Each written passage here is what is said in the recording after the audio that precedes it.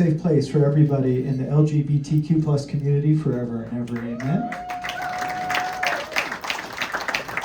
It is now my pleasure to bring your attention to the stage where we have our host, Kyle Grinnage.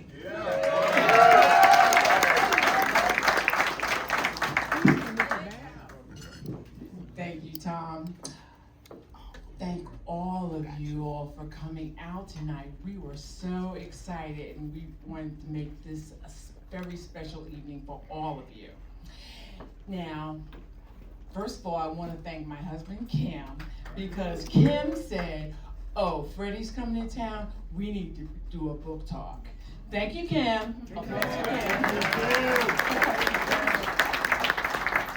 And then Micah Bam Bam White for suggesting the Reveler. Micah.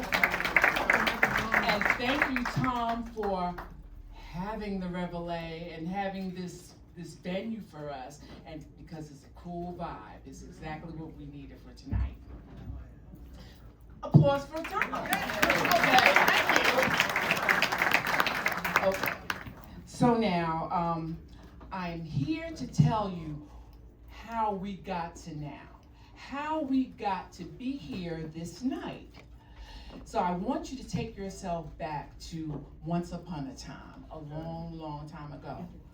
My mother and Freddie's father grew up on the same block on Hancock Street in Bed-Stuy, Brooklyn, New York. Okay, so they were friends, right? So then when his father married his mother, she moved in the house on Hancock Street. So now our mothers were friends. So through the years, I don't really remember Freddie that much as a young child, but I knew his mother pretty well. My first memory of Freddie, though, was when he was about 4 years old. He was in his yard. Now, Freddie was always fly, let me tell you.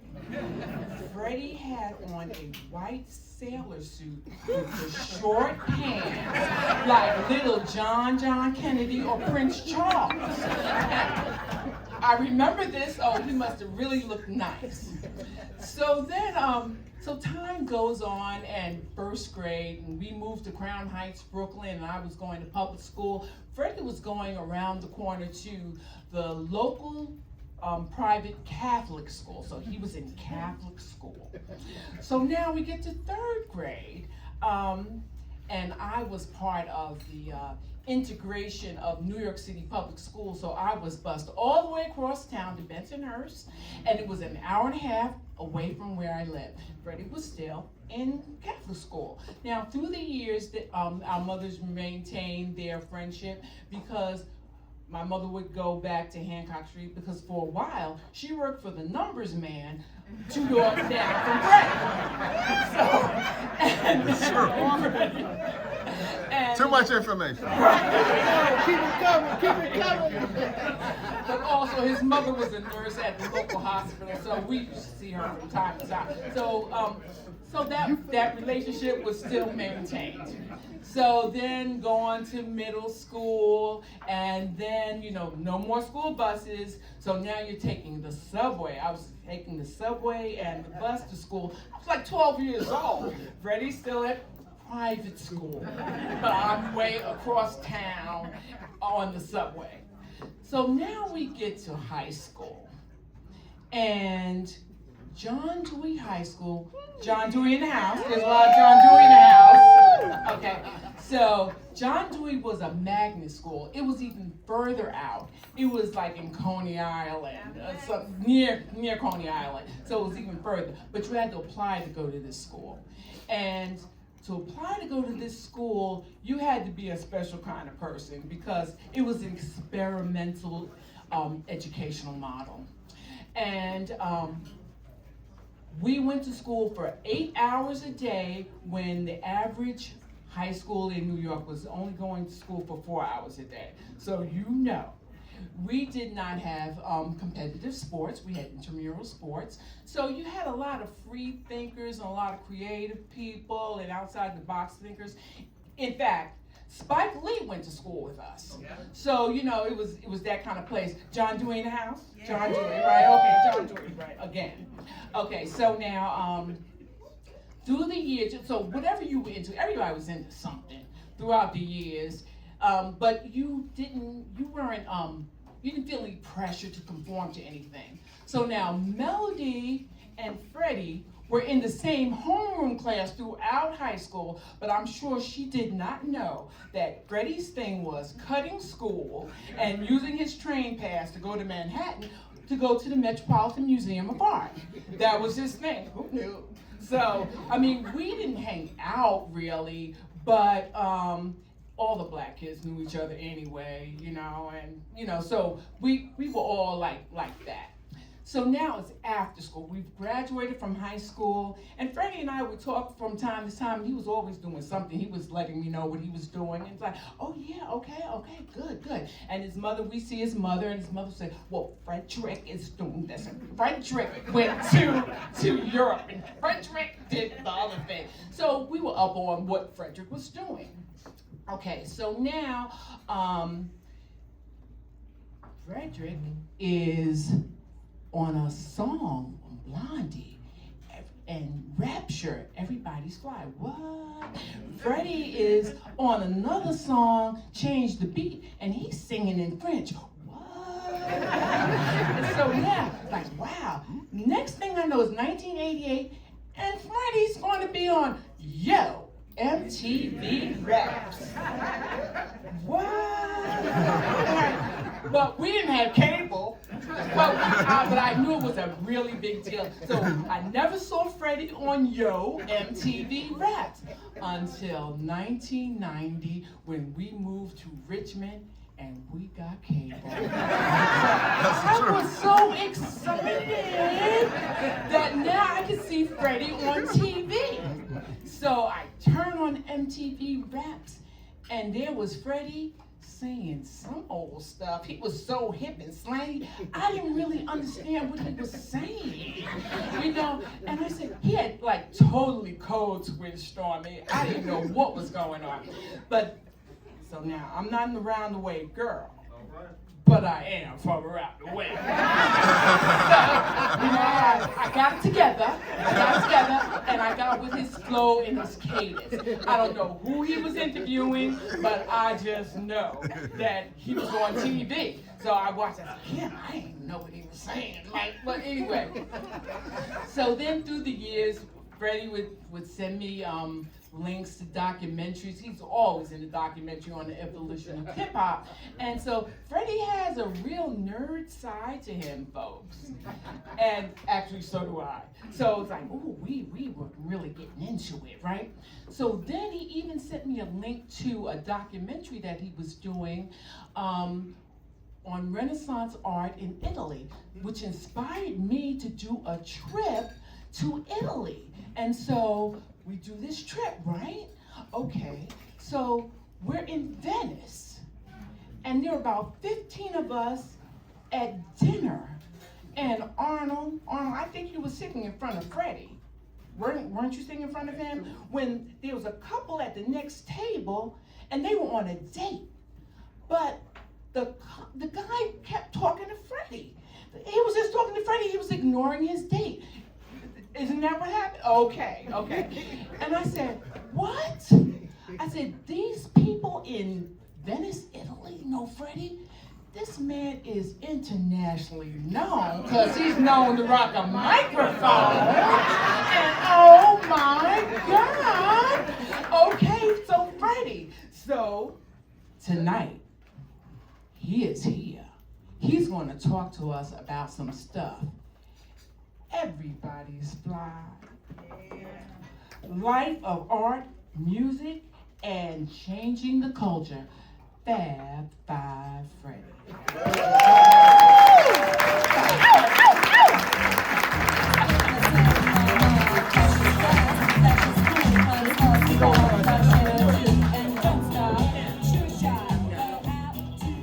Whoa, damn, best introduction I've ever had, and I mean that. Wow, that's who you need to be hosting or starring in the next podcast, man. Thanks so much, Kyle. And you and Kim both, thanks for putting this together. Thanks for all you incredible people. I've been down here the last 3 summers for the Jazz Fest. I'm sure a lot of you folks have been there, and I'll be there again. Oh boy, wow. Well, Freddy. So now Freddy had this book. He wrote the book. I read the book. Then I listened to the book on Audible. The audiobook, yeah. Oh my God. Okay, so I have some questions. I had to write them down. So, Freddy, I just want you to tell us. I want you to give us an overview on your come up. The roots, flavor, and imagination. I want everybody to hear about all the influences, like Sheep's Head Bay, Jewish food and flavors, Barbadian food and cultural influences, Guyanese food and cultural influences, Southern foods, jazz culture, the boob tube and the idiot box, sparking your imagination. Religion, home versus school, the library, architecture and visual representation. Tell us, Freddy. Whoa, I don't know where to start. I think the one thing I should just say to help everybody to start this off, I know thankfully a lot of you folks paid your cable bills, or your parents did back in the days, so I did some stuff. So I was very aware that most people knew about that, but my background is just very different, and a lot of creative energy got into my bloodstream really early on, which is what drove a lot of things that I would do. But early on, I made paintings. I was one of the graffiti artists that wanted to go into galleries. I kind of championed and led that movement and did a lot of that. But then, and then had my feet in music a little bit, the beginnings of hip hop. And then when the MTV thing happened, of course, TVs is super powerful. So there's a lot that led up to that. But, growing up in Brooklyn, my mother, we had Barbadian roots, but we had Southern connections, and every other person in my neighborhood was from one of the Caribbean islands, and we'd eat food in different people's homes. So I developed a palate for, from Southern to Barbadian to Jamaican to Trini, Guyanese friends. So a basic jambalaya of different cuisines. So Freddy, you were doing all these things. I know in your house there was a focus on jazz music. Yeah. Tell us a little bit about that. Yeah, so my dad also grew up in the Bedford-Stuyvesant section of Brooklyn, and his childhood best friend was the jazz drummer Max Roach. And when Max Roach became like a big deal, I guess in the early 50s, then the guys he was playing with wanted to come and hang and check out where Max was from, and that included Miles Davis, Thelonious Monk, Charlie Parker, all these guys. And so that was like hip hop for that generation. They were very young men, and that became the coolest, hottest music in America. And so my dad was immersed in it. And so as I'm coming up as a kid, my dad and his friends, that's all they played and all they talked about. So I absorbed a bunch of that energy. But it also inspired me to branch out and to be creative, as a lot of those guys were. Branch out and be creative. Oh, I should just say Kyle's mom, Odessa, who is just one of the most amazing women I know, who is 96 and on point, razor sharp, total recall. And when I get with her, she tells the stories about who was playing at the jazz club in Brooklyn with Max and my dad, and who followed them in the next set. That's how sharp her recall is. And so that always brings a lot of that back, because my mom and dad are up in heaven looking down, smiling.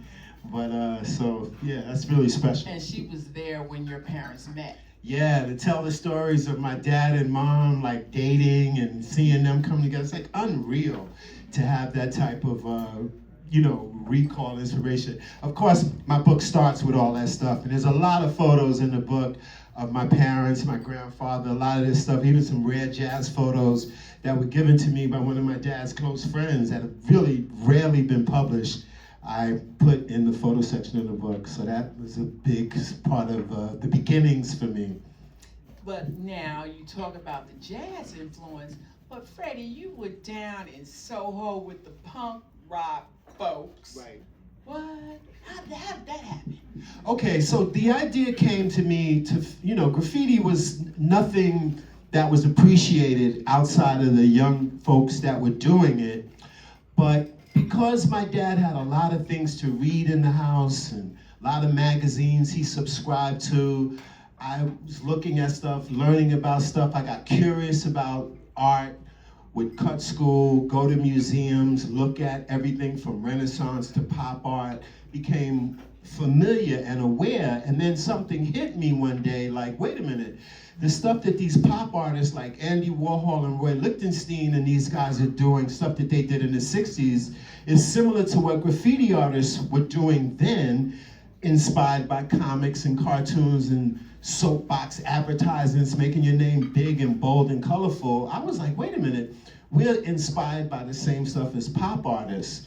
But I was like, who could I find that I could have this conversation with that would, not think I was crazy? And there was a form of music that developed in the late 70s, early 80s called punk rock. And I thought, man, these guys seem so wild and they seem open to different ideas, really radical stuff. I thought if I could meet some of these people and maybe have these conversations about how I saw graffiti as a possible art movement, I could have an intelligent conversation. So that led me to connect with people on the New York underground downtown scene. And luckily, some of the people I connected with were in a band called Blondie, which was one of the biggest bands in that genre of music. And they really liked my ideas. They became like patrons, would hire me, and this cat Lee Quinones I was working with. And then I meet another young brother around the same time who has similar ideas to me, whose name is Jean-Michel Basquiat. And me and Jean were both from Brooklyn, same age, and I'm telling him my ideas, he's sharing his. He spent a lot of time in museums together as a young kid. So we were like thinking in a similar way, and he met the group Blondie as well. And so they were the first people to buy paintings from him, from me. And then when they did music videos, they hired us to do sets. And if you, and I guess a big thing that comes out of our connection and me sharing this, not just these ideas about art, there was this new kind of music in the very beginning stages developing in the Bronx, which we know of as hip hop now. But this was when it was completely underground and just going on deep in the hood, and I'm telling them about this and how I see all this stuff as representative of a new culture, and they like that too. And so they got inspired by these ideas, and they made a record that the story is crazy. When they played this record for me, I really thought, I was so touched and moved, but I thought it was something they did in the studio goofing around just to show me that they were listening and understood what I was saying. I didn't know that was going to be a record that they were going to release. There's barely 5 rap records out at the time, including Sugar Hill Gang's Rapper's Delight. But they released a record called Rapture, Shout Me Out, Shout Out Other Friends, and hence the title of my book is inspired by what I would tell them. There's fly guys and fly girls. So Debbie mentions in the record that Fab Five Freddy told me everybody's fly. It's crazy, can't make it up. I think that what's so interesting about that is you just said that there were only about 5 rap records out. Yeah. Now, what about when you talk to Melly Mel about making a record? Yeah, so I knew about this hip hop stuff that was happening in the Bronx, mainly from cassette tapes. Like if you were lucky, you might get to hear a 5th generation copy of somebody rapping at really bad audio quality, but it was like, yo, that's so different. And finally I was able to connect with that scene and know where to go to check out. Everybody that, I was just telling a gentleman here that was aware of the early history of hip hop, everybody was practically a teenager. Like if you were 20 and older, you were old at that time in hip hop. The average age of everybody doing this in the beginning was 15, 16, 17 years old. And so once I tapped into the scene and knew where the next party was, I finally got to go and see Grandmaster Flash and the Furious 4 at the time. They hadn't even become Furious 5. So they were amazing. They were playing at a gymnasium at a housing project in the Lower East Side, the Smith Projects. I describe all that in the book. And in between sets, I go up to Melly Mel and I'm like, man, so good to meet you guys. I've been listening to your tapes. I've been following you. Ever think about making a record? And he paused, he looked back at me and said, well, who would buy it? And I was like, okay. But once again, this is at that period when rap records, once again, none had come out. And they were just doing their gigs in the hood for a few $100 at that time.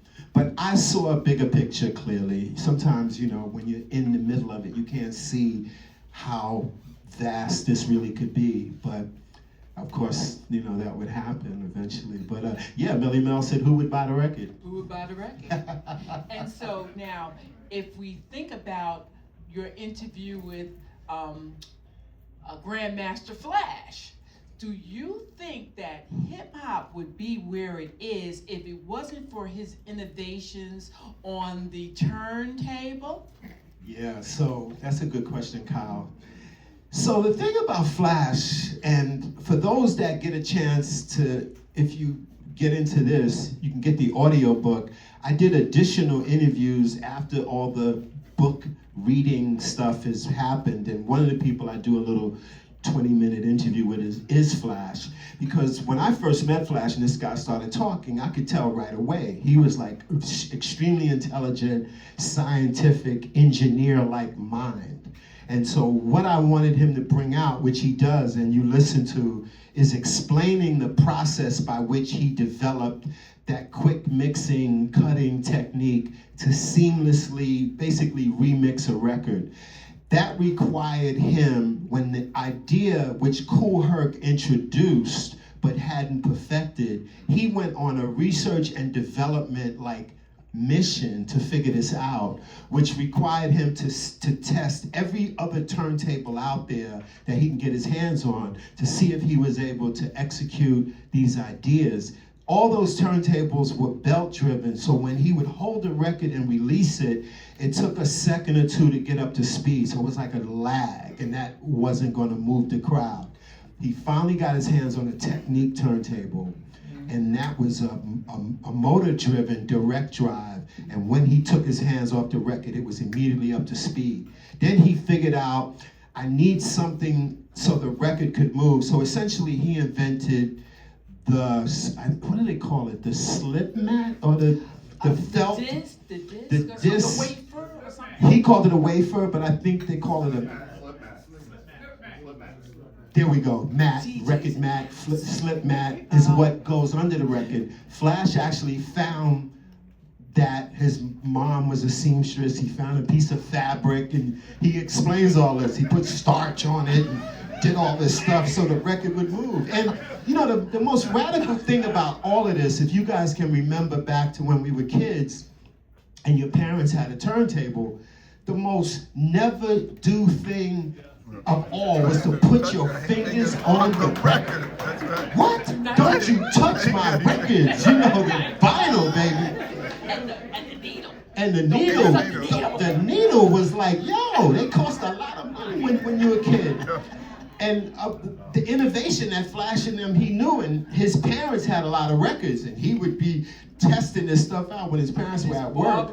His father was a strict disciplinarian, so you know his dad was not having it. But he couldn't stop. He couldn't, and this is what led Flash to develop this technique of manually manipulating the records, and you know, a key part in the development of hip-hop music, if you will, is what he did. And so nobody had seen that before. So now when he would play at the parties, everyone would stop dancing and watch him. Yes. So tell us about how the MC that was incredible to hear him tell a story, because as you can imagine, nobody having seen this before, heard anybody do what he's doing to a record, you would stop and just freeze and stare at him like, yo, what's going on up there? What is this? Because you see him, he looked really cool doing it the way Flash would move.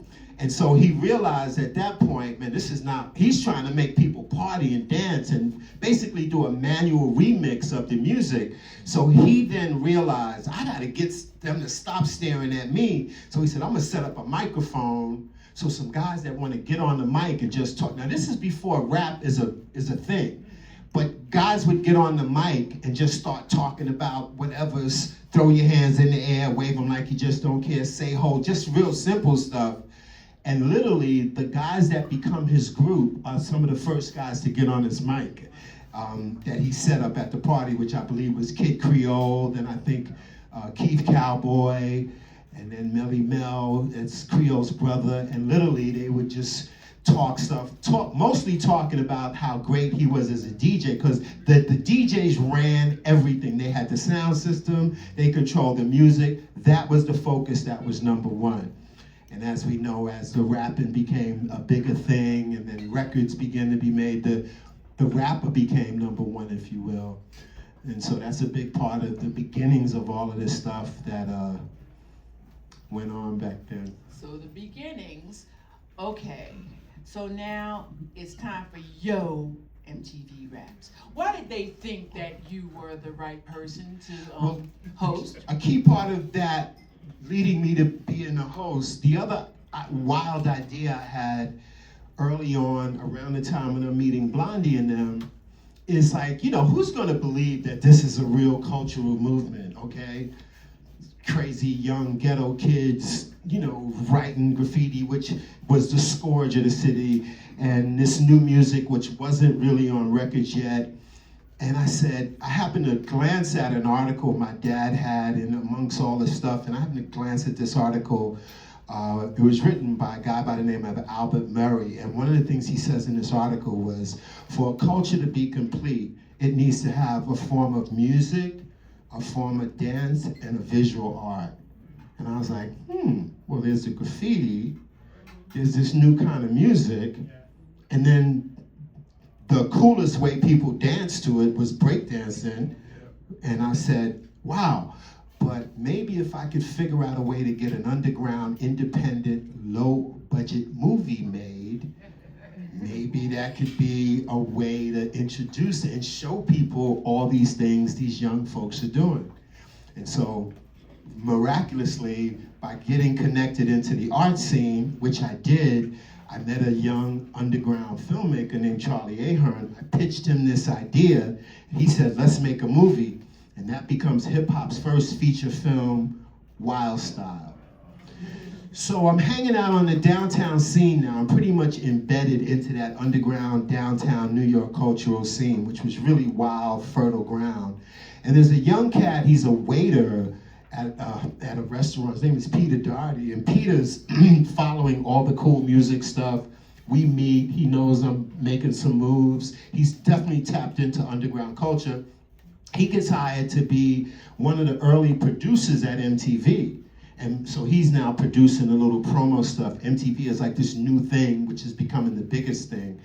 And he sees rap records are beginning to sell like crazy. The first Run DMC, LL Cool J, Houdini, Curtis Blow. He's like, wait, these records are going gold, no marketing, no promotion. MTV should jump on this. So he begins to campaign. Basically, MTV was somewhat like structural racism. Like they were following radio, which pop basically meant white, so they weren't playing black music. Black music was pretty kind of segregated, if you will, and on radio, on the charts and everything like that. And so, but he was telling MTV, like, yo, you guys should get involved. Like, we should look at what's happening. This is a new form of music, like rock and roll was in the beginning. So he finally talks them into doing a show, and the person that he pitches to be the host is me, which is crazy. I'm like, he's telling me he's trying to talk them into this. I'm like, yeah, right. But it was nice to be thought of like that, but I never thought it was going to happen until it did.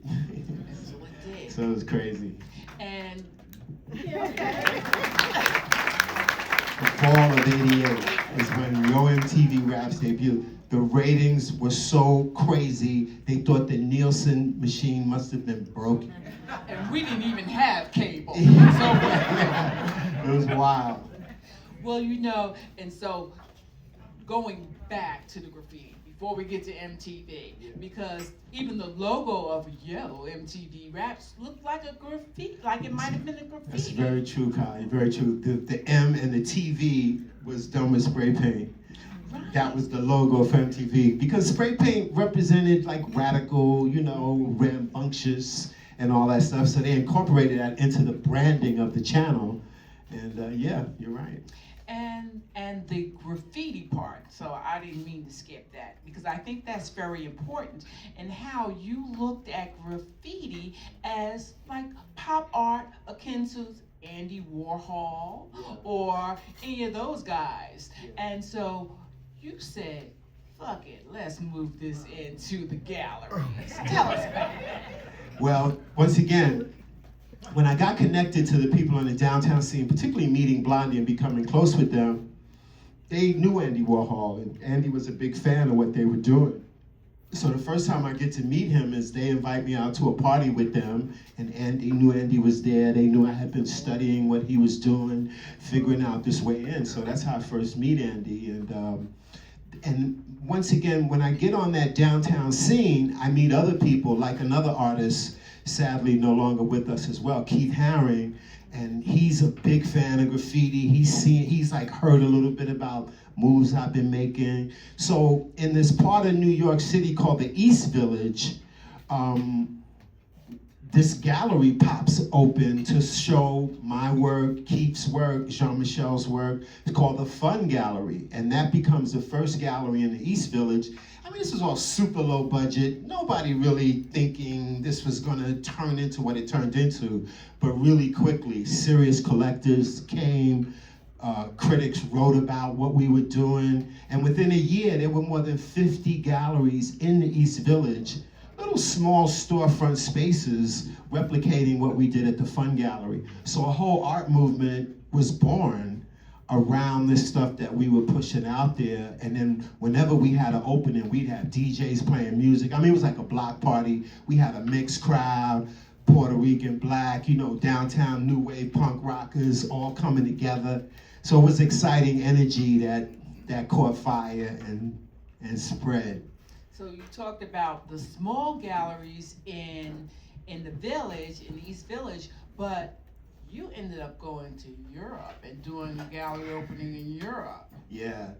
And so I guess one of the first articles we get written, once I get connected to different people and I'm talking about this stuff like I'm talking to you guys, people would give me advice, kind of mentor me. And this one guy who was he hosted this TV show it was a public access television show called Glenn O'Brien's TV Party.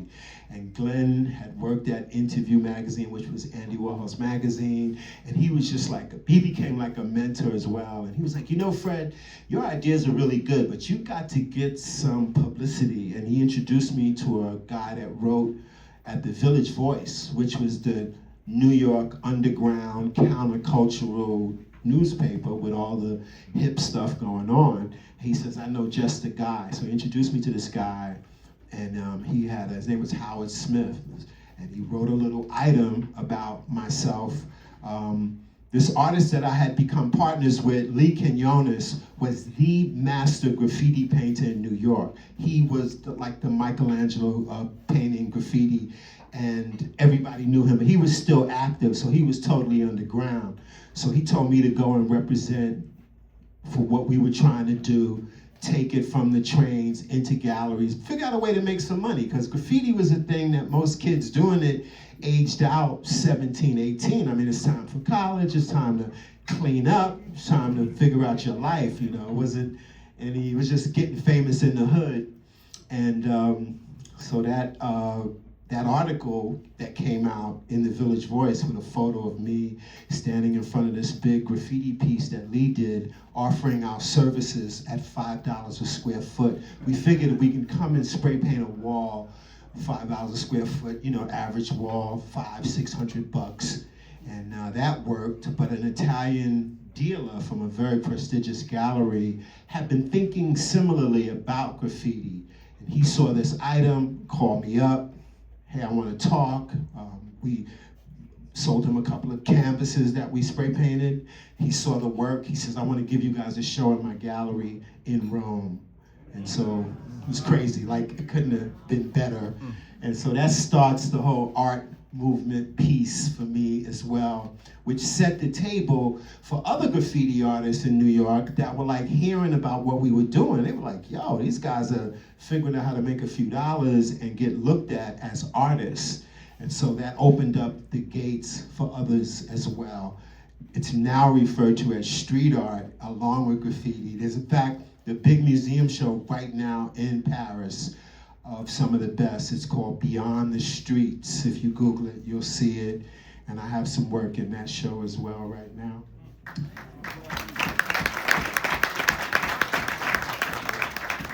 So I'm not going to get deep into the graffiti because a lot of it is very yucky. You heard him say clean up. Oh my God, they were so like disgustingly dirty. I don't know why he was doing this, but you see where he is now, right? But we're going to go back to MTV. How are we doing on time, by the way? We're good. Okay. Good. We all good in the hood. We're gonna do question and answer from the audience too. Okay, so let me know well. when. Okay, so I want to go back to MTV Raps. Yes. Okay, so now Freddie, you have a lot of before they were famous stories. You interviewed so many people, even though I didn't quite understand everything that was going on. A lot of these people did. And tell us about some really good interviews, some before you were famous, and people that you broke out on the scene. Yeah. Well, you know, the great thing about Yo happening when it did, the show began in the fall of '88, which is a pivotal year for hip hop, really kicking into a high gear. I mean, one of the things that was significant about Yo MTV Raps when it happened, I mean, everything hip hop began in them streets of New York, in them ghettos from the Bronx to Brooklyn to Queens, what have you. So the foundation is laid. But now, MTV is ready to put this show on. It's going to be broadcast nationally. And we're beginning to hear about groups developing in other parts of the country. So the first time Yo MTV Raps travels, we go to Miami to interview. It was, at the time, it was, if you remember, it was Luke Skywalker and the 2 Live Crew. I didn't understand what they was rapping about. I'm like, because I'm into lyrics. I'm into Rakim, Big Daddy Kane. You know, Cass is really spitting it. But when I get down to Miami, I see, and in fact, the first big party was black kids and white kids all partying together. Everybody was smiling and laughing. And then I go, wait a minute. Everybody's kind of in on this. Is like a fun thing. It was a whole different energy. And I meet Luke and I get a sense of, oh, this is what they're doing down here in Miami. Then another time when we traveled, it was to Philly. Now, Jazzy Jeff and the Fresh Prince, Will Smith, of course, they already had a huge hit, but people didn't really get to see them in their hood because the idea I had was, let's go where the artists live. I didn't want to be cooped up in that MTV studio with all that goofy stuff going on behind the early VJs, if you can remember. I wanted to be where artists were at. That would make me feel more comfortable, and I'm naturally curious. So we got to go to Philly and run around with Jazzy Jeff and Will Smith and look for the best cheesesteak in Philly.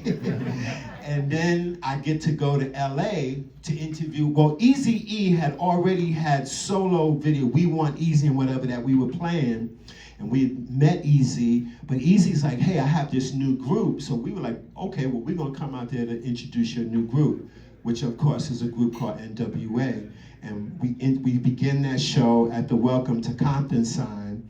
And I don't know these guys from a hole in the wall because they were just coming out. But there's Dre, there's the DOC, of course, Ice Cube, Yella, Ren, and we become really tight. That group blows up remarkably. So it's incredible, many stories like that. Tupac, the first time I interviewed him was on the set of the movie Juice. He's in New York filming Juice, and the idea that they came up with was, well, I'm gonna make a cameo in the movie as myself at the DJ competition, if you can remember Juice. Yeah. And I'm doing that. And so when I interviewed Tupac a couple of months before, while they were making the movie, we hold that interview until the movie comes out, and then we run it. And so to see him blow up and all of that was incredible. Of course, Snoop is another person that That was what was incredible about that period, the 7 or so years I hosted Your MTV Raps. So many pivotal rappers made their television debut with me on the show, which was so special to see them really blow up and become like, not only did Snoop debut on my show, I do a lot of stuff. I directed a lot of music videos. Making hip hop's first film, Wild Style, was like film school for me. So I'm like, wait a minute, this is a cool way to express myself and making these little videos. So the first music video I make is for a rapper named KRS-One. The song is called My Philosophy. And then I make one of Nas's first videos, who also debuted on my show, for the song One Love. And for Snoop, I do What's My Name, where I turned him into a dog. I remember that one. So the dogs, so that was fun. I directed about 60 videos for many different rappers. Queen Latifah's first videos, I helped get her signed, and I directed Dance For Me and Ladies First. And so that was a fun behind the scenes thing. Thank you so much. And didn't you do the Midnight Special? What is that song? Oh, well, forget it, because I can't remember the exact title of the song. But anyway, Boris Kodjoe was in it. I remember this video. Boris Kodjoe went to school here, so I had to bring that one up. Right, I remember it. It'll come back to us something later. like that. Yes. So I have, so do you think that hip hop would have been as big as it was without Yo MTV Raps? Well, listen, hip hop was going to be impactful. It was just a blessing to get to play a part at different times. I had no idea this was going to be so big for so long. It's incredible, but really it's amazing and a testament to the kind of energy that I like to think that the foundation that was laid when I went to them early parties in the Bronx, when nobody was trying to be rich, they just was like, dude, I'm here and I'm rapping about where I'm from, my block, my hood, and I'm somebody, you got to take a look at me. And that was the energy behind a lot of it. You're gonna check me out whether you like it or not. And I connected with that energy. But the fact that it travels so successfully around the world, I never thought it would work in a lot of these foreign markets because the rapping is so English language based. But the way hip hop took off in France, which I had a heavy hand in, stories in the book, and became the second biggest market as well as other countries around the world, still is mind-boggling to me. The impact, the influence that the culture has had. People just said, wait a minute, I don't need to have the perfect voice or to be the music, to do all this, but I can say something. If I put the right beat together, I can get heard. And other people connected with that around the world, which still blows my mind to this day. Do you have any idea why? Why did so many people connect with it? Because once again, I think that they feel like this is something where I don't need all those musical-based skills that are essentially needed to do most of the music we'd heard up until that point. A really strong beat, and you gotta be able to put your rhymes or your words together in a way that's impactful. So that's a creative process unto itself to know what I'm gonna say, how I'm gonna say it, with the right hook and the beats. It's pretty amazing. And it defies, I think one of the things about hip hop, even you don't have to have a standardly beautiful look. You could look however you look, but if you put the record together the right way, you can have a hit record. And that's pretty amazing. It's a pretty open, democratic form of expression, which still rages. And I see Kim he's what is that, 5 minutes? Cool Kim. I'm trying to be cool.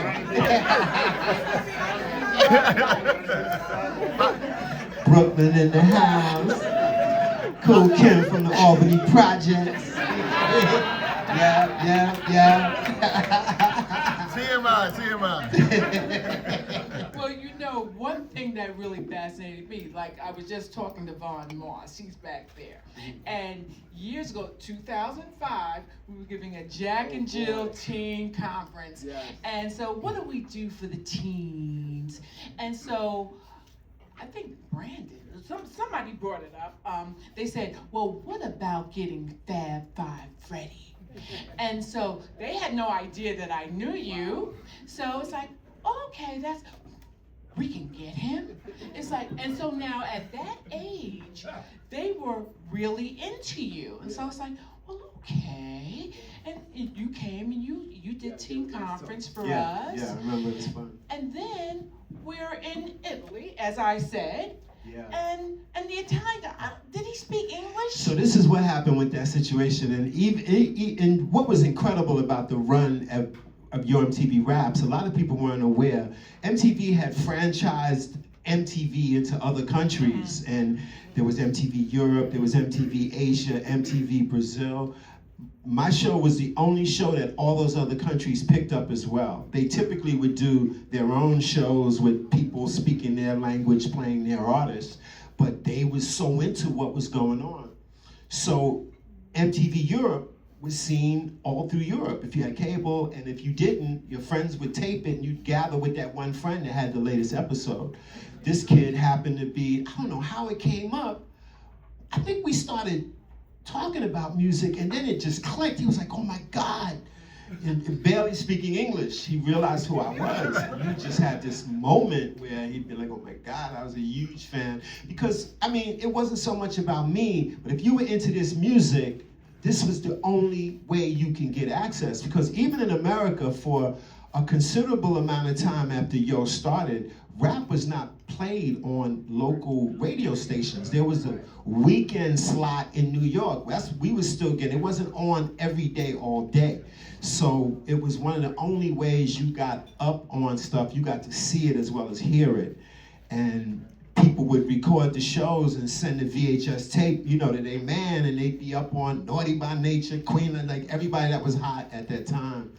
It just hit them as hard as it did other people, so it's pretty amazing. So I see Kim getting up again. Okay, so one last question before we go to Q&A. Freddie, you've written the book. Yeah. You've talked about intersection of cultures, and it's ringing. What? Excuse me, I should have picked that up. Right, you sure should have. So, what do you want to be the takeaway from your book? What would you like maybe future generations to know, or people just to even think about? No, that's a great question. Well, once again, when I talk to younger heads, I like to make sure that they know this was all built by teenagers. You know, some New York kids that didn't have what they used to have, like they stopped teaching music in school. New York City was going through a serious economic depression practically, and kids just got the few things that they had, and we made something happen, and we were relentless with it, and learn more. You know, one of the things about hip hop that also happened in the 90s era with sampling, it made people learn about the previous generations of music from the 70s and even 80s, and the DJs learned about all these other artists. It revitalized other people's careers from being sampled and hits being made based on their music. It made a lot of artists that had had a moment, it brought them back into currency and into people's minds and stuff. So I think it was just, for me, the takeaway is you could do it too, but you gotta really be focused and be head down all the way, 10 toes down, times 10, to get it done. And you know, it's remarkable that a lot of these things have happened, but my instincts were, I'm happy to say, I was right. Let's hear it for Fab Five Freddy, y'all. All right, so this is always my favorite part of any show, is hearing the questions that we have from the audience. So I have a long cord. Todd's a nerd, so he raised his hand first. So I'm gonna go over to Todd, and then I'll make my way around to the rest of y'all. Thank you so much for doing this. I'm curious about a current expression of what you did for us. So for a lot of us, hip hop became visual because of you. We heard it because we had the bootleg tapes and all of those things, but then we saw it. We had Word Up magazine and that thing, but we saw it because of you. I'm wondering about your perceptions of hip hop today with a visual aspect in live, from TikTok. YouTube is one of the primary ways for distributing music along with TikTok. So I'm curious about your perception of the visual experience of music versus the audio experience of music versus the in-person experiential in the club, Yankee Stadium. Like, what's your perception of these different mediums with the music now? Yeah, that's a I good told question. you he was a nerd. No, that's good, and a great question that I think about as well. I was there for Jay-Z 2 weeks ago at Yankee Stadium. I want to say it was incredible to see my man sell 3 nights at Yankee Stadium out. Another Brooklyn homie, you know, Marcy Projects and all that. It's amazing though, you know, in promoting my book, I did every podcast I can get on, and I did Drink Champs, and Noriega was like, dude, you set the table for what I didn't think of it like that. I don't went around thinking, hey, but it was really interesting because now with an iPhone, you could film yourself and put it on YouTube. It doesn't cost any money. You could pretty much emulate what I did back then. There are no shortage. There's an endless amount of content. But so that's good in one regard. It's also problematic because there's very few filters in terms of, like, for instance, one of the good things about Yo MTV Raps is we call those shots about what got played. If we wasn't feeling it, me and my producers, boom, and I'm not gonna call no names, but you didn't see certain things on my show at all. So we was like representing to the fullest, if you will. It's crazy right now how to fish through all the noise and get to the good. So that's somewhat of a problem. When I meet somebody that's got great musical taste, I'm always like, send me some links so I can see what you're listening to, because I miss being able to turn on the radio station and hear what's hot, or to go to a show like mine and know that they're gonna put out the good stuff. So it's a bit more difficult, if you will, to navigate, but it's at the same time easier to get it out there, if that answers the question. Yeah, thank you for what you've done for hip hop, bringing hip hop to the forefront, all the way from Windsor, Ontario, Canada. I appreciate that. Yeah. So knowing what hip hop has done and the influence jazz has had on hip hop, you got groups like the Guru, Tribe Called Quest, Diggable Planets, you know, Jazz Test 1, 2, Jazz Liberators, and that really influenced hip hop. How do you see that going forward? Will jazz continue to influence hip hop with some of these newer artists? And if it's not jazz, what is the influence?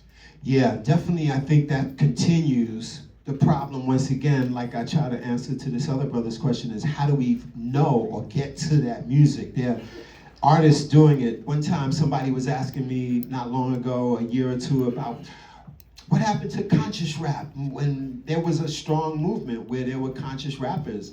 And I'm like, believe it or not, if you just Google conscious rap, believe it or not, stuff will come up. Now, I didn't really know who these artists were, but they were doing that. And a lot of the hot young jazz musicians, Glasper, numerous others, all are well-versed in hip-hop as well and came up loving it. So the connection is still there. How we get access to the hot record is a little bit more work. But I know it's going down for sure, and people rediscovering, remixing, figuring out ways of bringing it together continues without question. And by the way, anytime you see Richard, he always got to mention that he's from Canada. We don't care.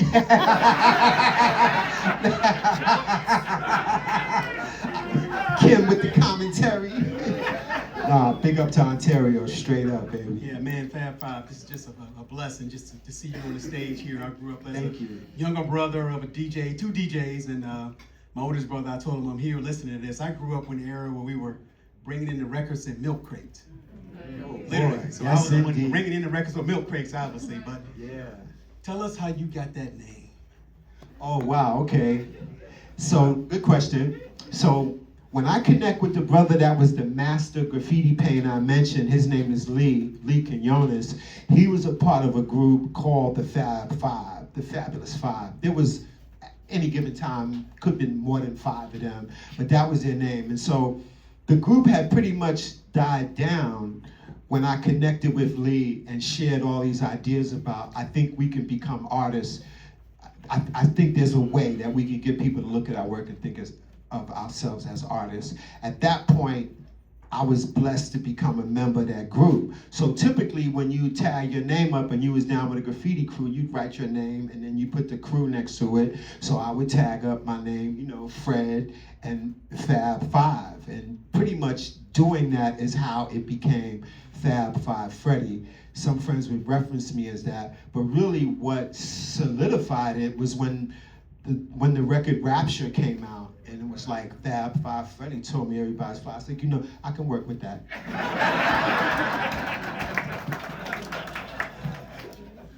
Fab Five Freddy, thank you. I'm in the back. I'm in the back. I'm in the back. Oh, wait, I see you Yes, way sir. in the back. Yes, What yes, up, what sir. up, what Yes, up? sir. What's up? All right. Hey, thank you for what you've done for, for all of us as a community. Thank you for what you've done for hip hop. Thank you. I had a big question. I think everybody here kind of knows what the plug is, right?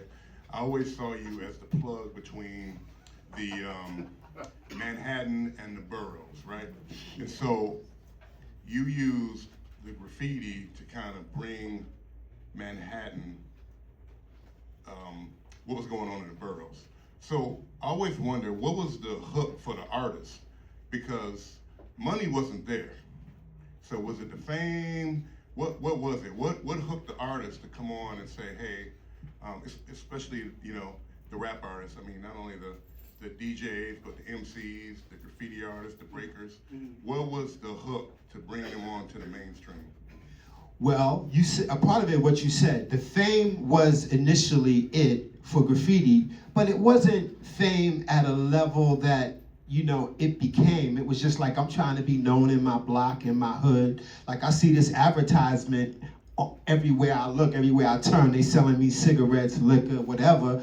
I'm trying to do it just like them. And there was like a rambunctious break the rules energy in New York City at that time, following the kind of disruptive, challenge the system situations that had just happened in the 60s. I like to think progressively when graffiti really exploded in New York in the 70s, we were all aware of what just protests, students uprising, all that stuff. We seen all that on the news. So I think some of that energy is what fed into, I'm just writing my name anywhere I think it needs to go, which was pretty crazy. And all of it was not art, I want to point out. But at a certain point, when you wrote your name everywhere and people, oh, I seen your name, oh, yeah, oh, that's you, wow.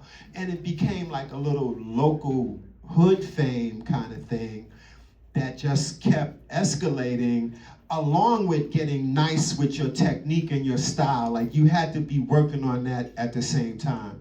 But underneath it all was getting known. It just, as the doors opened up, further and further opportunities to be in galleries and do your work on a commercial level, it just goes hand in hand, so to speak. The fame game, if you will. Hey, peace. How you doing, brother? All right. My name DJ Saeed. All right. Saeed in the building. No doubt. Let's go. No doubt. Yes. Yeah, man. So you created one of the songs, or you created a song that got one of the most famous sounds for DJs. All right. Change the beat. I just have like it's a silly question, but whose voice was that? Haha. Well, once again, okay, so that's a great question. I tell that story in the book. This is one of the blessings that you can't make this up. So I make this, it's a crazy story how I'm offered this opportunity to do a rap in French.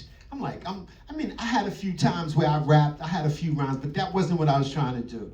French cat I met, like, had this idea to do a rap in French, and I'm thinking, yo, this is crazy. I don't speak French, but we figured out a way I can learn it phonetically, put the flavor on it. But I'm like, this is never gonna come out over here, so let me get this few grand, pay some bills, and I'm good. The record bounces back as an import. It's called Change the Beat, and I rapped in French, added a little English to it. The producers, at the end of the record, used this sound. Initially thought it was my voice, but it turns out it was another cat in the studio, but I approved it when I heard it. And they took this voice going, this stuff is really fresh, and ran it through a vocoder and gave it like a robotic, crazy sound. And so that was how the record ended. But it was a DJ named DST, now he's known as DXT. He took that effect and used it on Herbie Hancock's Rocket. And so when Herbie Hancock's Rocket, which is not really a hip hop record, but the climax of the record is this DJ cutting, he's cutting that record and my voice going fresh. And so that became a big hit. And then it was almost like a domino effect where every other person that wanted to use the sound of scratching, that's the sound we gotta use. And it became ubiquitous where every real DJ, I used to think way before I was on TV, I was like, yo, if I go up to that DJ and say, yo, man, I like the way you was playing, yo, by the way, I'm Fab Five Freddy, because they all had changed the beat in the crates. That was, man, cats would cut that so much, they could literally cut right through the groove. I've seen guys go, look, Fab, you actually can see through. So that became one of the most scratched sounds in hip hop. Thanks for bringing that point out, my brother. I'll break the whole story down. All right, the gangsters in the front want some action. All right, one gangster here. Who's a gangster over here? There's a gangster up here. What up, gangster? Thank you. Give me one good Latin Quarter story. Oh my God. Whoa, that's crazy. Well, that's a good one. The Latin Quarters was a spot in New York in the 80s that was just hip hop at a certain level before Yo MTV Raps went up. It's a famous club in Midtown, Latin Quarters. There is a big benefit concert to put I think a tombstone on Jackie Wilson's grave. My man Paradise from the X-Clan promoted that party. And I had been once or twice, but I was up in there and it was packed and the energy was crazy. Unfortunately, the illest fight broke out. Some real wild heads was in it. This is when cats was wearing that heavy gold for the first time. You had to be a certain kind of cat to wear those heavy gold chains because there was a thing going on in New York at the time. I'm gonna keep it 100, stick-up kids. And I'll talk about them because it was kids that majored in taking what was yours.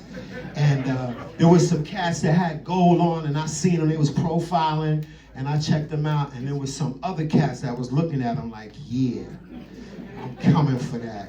Next thing you know, they bumped heads, it was wild in there. I'm like, how do I get out of this? This is crazy, I don't want nothing to do with it. But anyway, but Latin Quarters was great, man. Great DJs there, the IOU dances. I used a couple of them dances in my video I directed for KRS-One, My Philosophy. There's some scenes. I had IOUs because you see them get busy for a minute. And then later when hip hop rappers all had two dances, Scoob and Scrap, Fendi, most of those cats were part of the IOU. So that's my little, and Red Alert was the main DJ.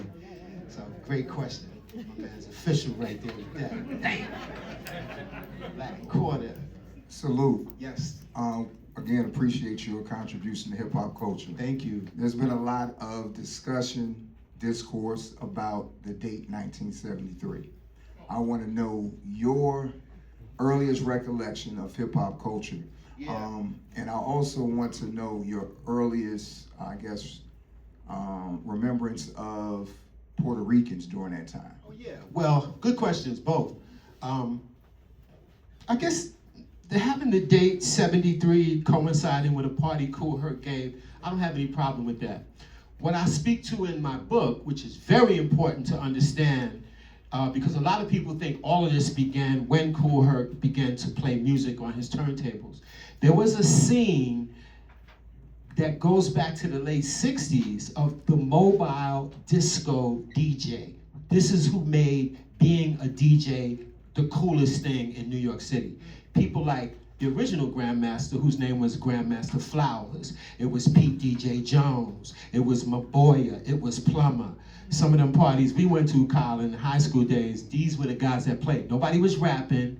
Just the idea of the music never stopping was a gigantic revelation. This was the hottest, coolest thing you could do, and that was what was moving the crowd. Two turntables, that's right. 2 turntables and a mixer, just keeping it moving. Because everybody else, if you remember in the crib, if you're old enough, your moms had the record player. You put about a stack of 45s. The arm would move, a record would drop. That's how you partied. That was what a party was like. Change the record, turn it over, whatever. The idea of this music mixing into the next music was like, oh my goodness. So that was what started it. And Kool Herc and them wanted to be a part of that. And he did introduce something new and innovative. He was trying to do this thing known as the needle drop, which is what they say. He was trying to pick the needle up and drop it back to keep the beat going on the break beat, that short part of the record that was a climax. If you listen to my audiobook, Flash really dials in on, I wanted to extend that moment. That was the biggest moment of the party. So that's how that all went. As far as Puerto Ricans, they were there from the jump. And in my film, Wild Style, you see in the Fantastic, 2 of them, not just one of the rappers. Ruby D is my name, and I'm a Puerto Rican. You might think I'm black by the way I'm speaking. So he raps about being a Puerto Rican. Whip a Whip, I believe, was Puerto Rican as well. Charlie Chase, the DJ for the Coca. So they was there from the jump. It was all living in the same projects. They was down, whatever, in the mix in the beginning. So, yes. So the party's good. We have time for 2 more questions. Just a reminder, at 7:30, we don't have to leave, but you can go into the lounge over here. Freddy will be over here, so if you want to get a photo, ask him another question. We're going to do 2 more questions, but at 7:30, Tom said, man, get your people up out of here, and they can go into the lounge. It's wild back there, the way they got it done up in here. But Tom said he never said that, but he did. He said that. I know what he meant. So we got 2 questions, and then we're going to close and thank y'all. Oh, man, this is such a live audience here. To spend more time down in Richmond. So, Fab Five is me over here, Omar. Okay. Hey, Omar, what up, man? What up, though? All right. So I appreciate your contribution as one of the progenitors of hip-hop, man, but I'm going to go back to the 90s. I'm a 90s baby. And when I was in college, my segue from college to grad school, I was like a program director, and people came, did little programs. And one time, these Koreans came. And man, it was like hip-hop culture. I mean, they had the girls, they had the music, they had the outfits, the hip-hop outfits and everything. And it blew my mind at that stage because, I just looked at hip-hop as American. Yeah. So internationally, not now, obviously, we see what hip-hop has done, but internationally, you were already international at that point. What did it look like internationally, the places that you went at that time as a progenitor of hip-hop? We want your short answer on that. Short answer, yeah. Well, it was amazing. Like I said before, I never really believed it would translate and travel so well because of the heavy English-based, slang, lyricism used. I was like, they're not going to understand. They can't even speak English. But just the energy that came through, who we were, the way we represented in all, especially in those early rap videos that they would have saw, they got the message. Even though they couldn't understand the specific lyrics, they got that we was those kids that was coming from the hood that had something to say and was demanding your attention, different style, flavor, attitude. They picked up on more than I could have imagined would have been transferable or relatable to them. So I tell a story about the first hip hop tour in Japan in the early 80s. It was like 83. We were in Kyoto and we came back to the club we had just been at 2-3 days before. And we hanging out in the club and I'm hearing somebody cut. I said, yo, who's on the turntable? And it was like when we looked around, the Japanese kid in 2-3 days had figured out. I was like, yo, the Japanese kid is on the turntables. It was shocking, but it was an indication that, yo, we gonna figure this out. in different countries, in different languages, in different ways. So the Koreans, obviously, with the stuff they doing over there is wild with the K-pop, and they basically imitating different, yeah, you know, the different groups, New Edition, New Edition, and the girl, you know, what the K-pop, what's that, BT, are gigantic, and they totally doing the whole blueprint that was laid down. So, okay, right. So we had a couple of projects in Best I Represented. You mentioned Jay-Z from Marcy. We got Cool Kim from Albany. I'm Cool Ass Howie from Brevoort. Okay, yeah, my man from Brevoort, yes. So I've been a part of the scene early on. You know, the boroughs don't really mess with each other like that, like talking about it. Brooklyn ain't really rolled to the Bronx. Queens ain't really rolled to Brooklyn. Back then, so I snuck to the Fever. Yes. I snuck to the Fever to see Flash. I got chased from Queensbridge Projects back to the train station. Wow. So my question to you is, have you been in a situation where you weren't accepted for what you do? Where somebody's like, why him? Why couldn't it be me? Why he got man. Oh, come on, there's haters be out there, you know. So I've encountered a few people, whatever. But yeah, but you know, sometimes when you move, you just gotta know how to move and where to move. Like, you know, you come up in them times, you know, if this certain project looks a certain way, you are definitely walking around it. You'll not be walking through the projects, you know what I'm saying? So you gotta have your good hood radar on to understand, like, you know, I might not wanna go up in there at this point in time. So that was a key thing in surviving, knowing how to move, where to move, you know what I'm saying? I remember going into Brownsville just on some GP stuff, and Cass was like, yo, what are you doing here? You gotta fight. We had to knuckle up a couple of times, a couple of rounds, and Cass said, all right, y'all cool. That's how it used to be back in the days. This is before the gun activity, thankfully. But it used to be wild in them streets and moving around. You had to know where you was going and how to get there and how to get out. We got a minute for a question. I think somebody had it on the right side. Can you yell it out? Yell it out. What's up, Freddy? Hey now. I gotta say rest in peace to Frankie Crocker and Mr. The Chief Rocker. Man, you know I talk about Frankie in my book, Fly Tie, rest in peace. I knew Fly Tie, yes. We talk about this hip hop, but I wanted to go off beat a little bit. You were mentioned recently in an interview by a gentleman named Old Man Dave. Does that ring a bell? No. Old Man Dave. He spoke about speaking to a Steve Hager at High Time. Yes. In '93, he was trying to get some weed in Amsterdam, and you plugged him up. I knew a weed question was coming. Yes. And Freddy don't smoke weed, right, Freddy? He don't smoke no weed at all. He stayed at my house. He got in the car. I said, "Damn, that smells like weed." Damn, Kim put me on blast. Well, you know, that's a perfect setup, perfect way to wind this up. About 5 years ago, I made a film called Grass is Greener, which you can see on Netflix, where I tell the whole story of the connection between cannabis and America's music, from jazz all the way to hip hop. And Steve Hager is in this documentary because Steve Hager was one of the first people to really write about hip hop and this whole thing I'm talking about. He literally published the first book called Hip Hop. And then later, Steve Hager was the editor of High Times. And what Steve Hager did in the 90s was he realized, like Method Man, Cypress Hill, different rap groups are coming out, Snoop, really bigging up the fact that they do indulge in the plant, in cannabis. Steve was like, wait a minute, I'm gonna feature these guys in the magazine. So he put them on the cover of High Times. And to go and visit him at the magazine on the right day when the growers came through. No. But Freddie doesn't smoke weed, y'all.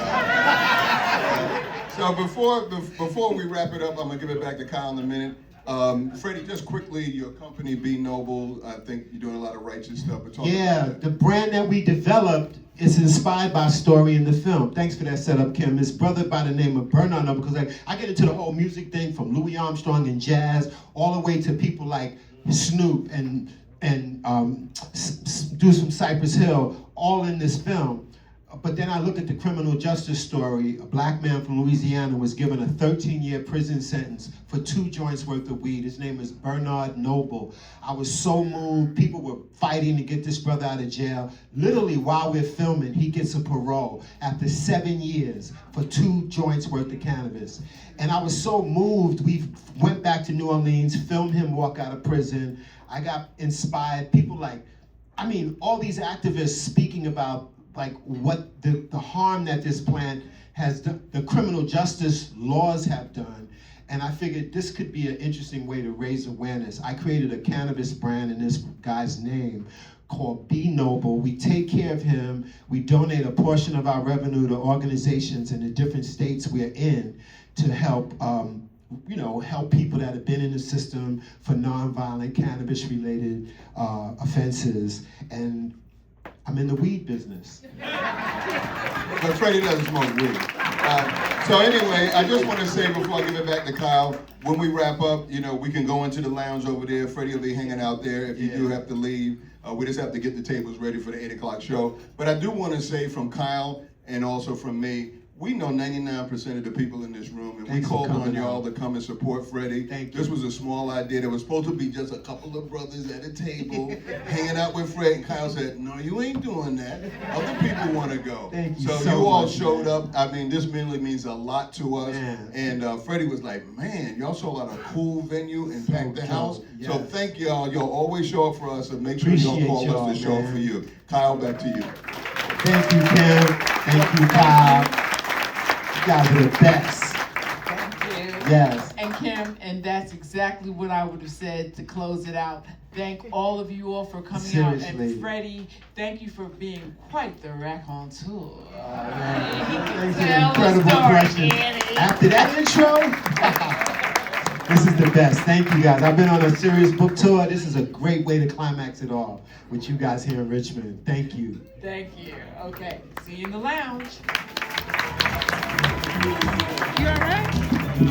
Oh, yes, that face you were making. You had a smile plaster like you were trying to do.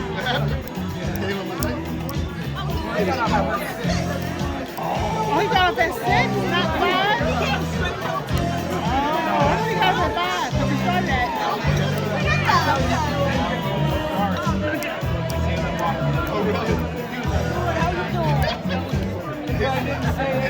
Amazing people of the Reveler, don't forget to close your tab.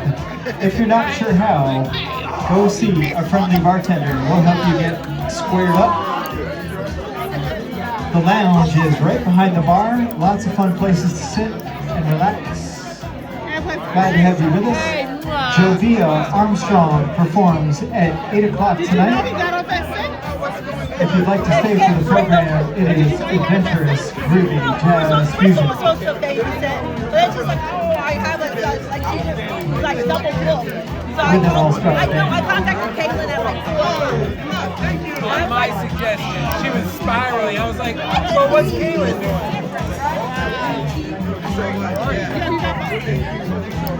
She was losing her mind. Oh no, get it, dude. You wow.